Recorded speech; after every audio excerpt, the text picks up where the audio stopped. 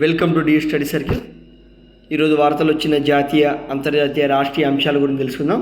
మరి ఈరోజు మన first topic Surya Tilak Ram Lalla honoured with Surya Tilak on Ram Navami in Ayodhya.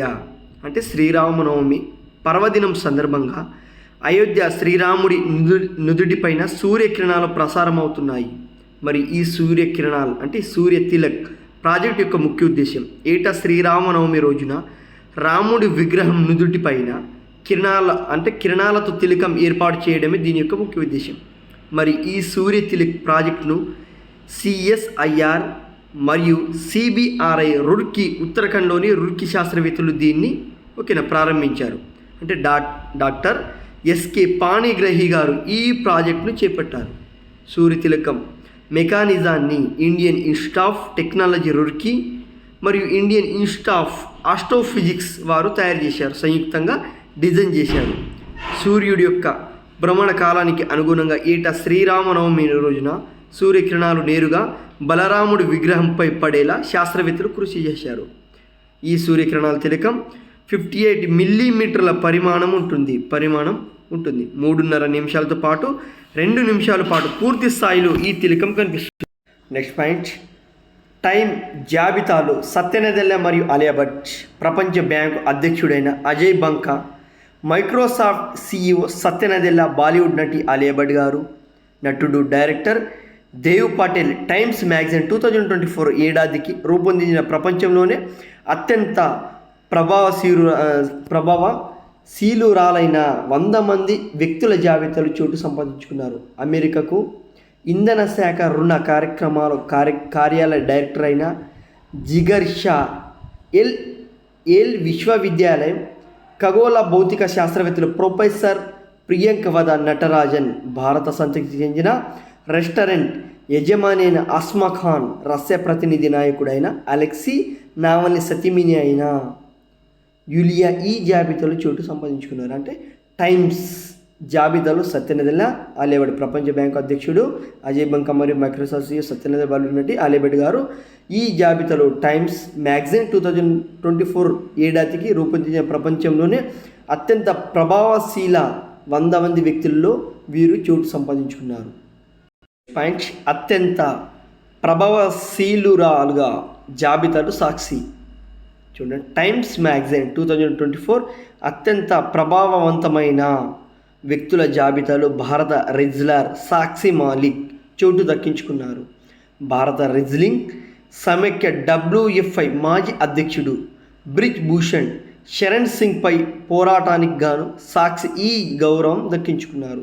ఈ గౌరవం లభించింది మహిళలో రెజ్లర్లను లైంగికంగా వేధించడానికి ఆరోపణలు అప్పుడు అధ్యక్షుడిగా ఉన్న బ్రిజ్ భూషణ్పై వ్యతిరేకంగా లాస్ట్ ఇయర్ జనవరిలో సాక్షి ఉద్యమాన్ని చేపట్టారు. అందుకు గాను అత్యంత ప్రభావశీలురాలిగా జాబితాలో సాక్షి మాలిక్ గారు చోటు సంపాదించారు.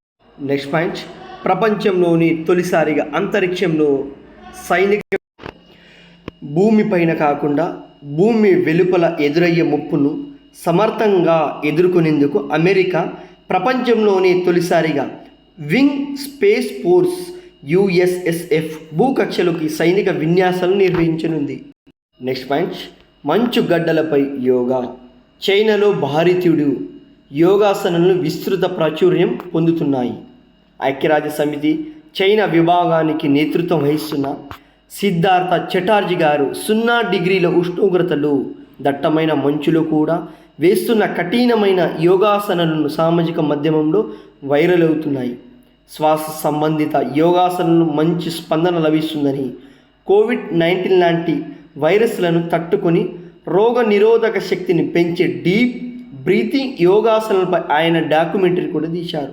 4.5 నిమిషాల పాటు ఈ డాక్యుమెంటరీలో మంచి ఆరోగ్యానికి శ్వాస ఎక్సర్సైజ్ వంటివి ఉంటాయని, బీజింగ్లో గడ్డ కట్టుకుపోయిన సరస్సులో ఈయన ఈ యోగాసనం చేశారు. చటర్జీ గారికి 60 ఏళ్ళ వయసు కూడా ఉంది. అంటే మంచు గడ్డలపై కూడా ఒక భారతీయుడు చైనాలో యోగాలు చేస్తున్నారు.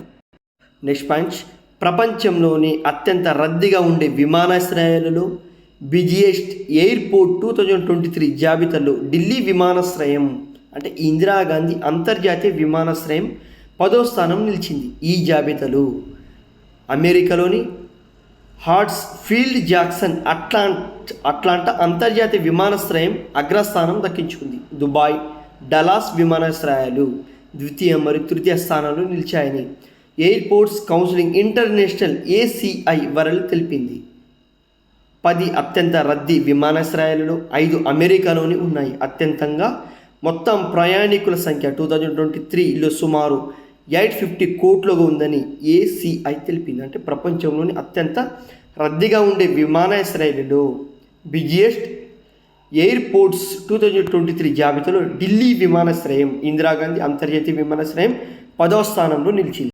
నెక్స్ట్ పాయింట్, తెలంగాణలో బయటపడిన పురాతన నాణ్యాలు.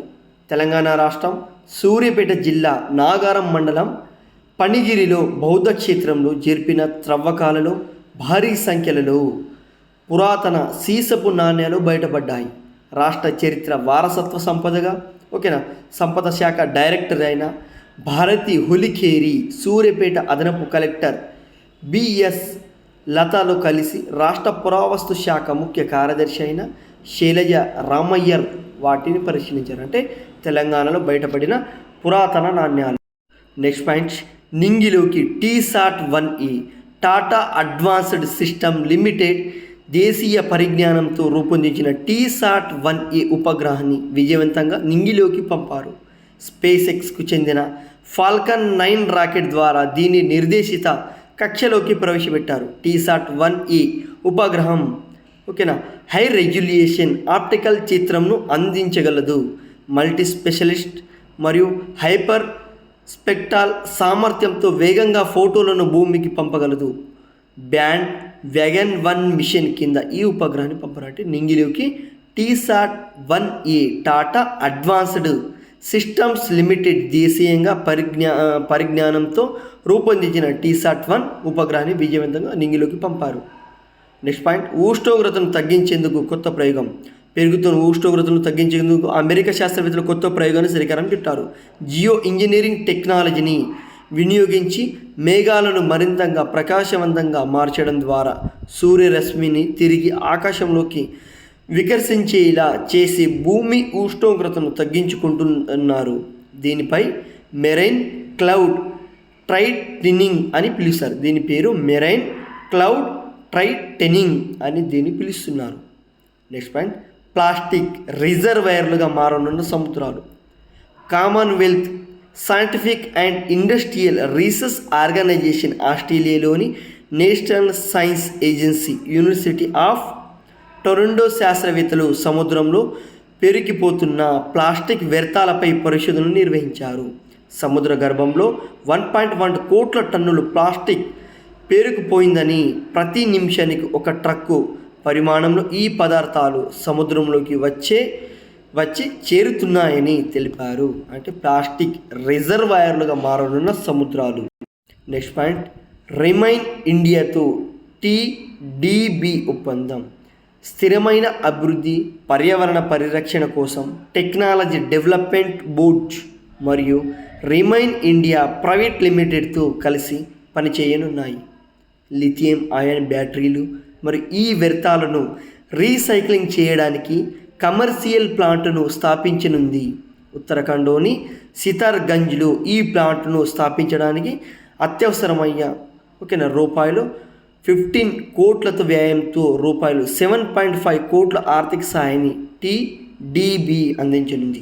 నెక్స్ట్ పాయింట్, భారత్లో ఈవీ బ్యాటరీల తయారీని చేపట్టేందుకు ఎక్సైట్ ఎనర్జీ సొల్యూషన్తో హ్యుందాయ్ మరియు కియా జత కట్టింది.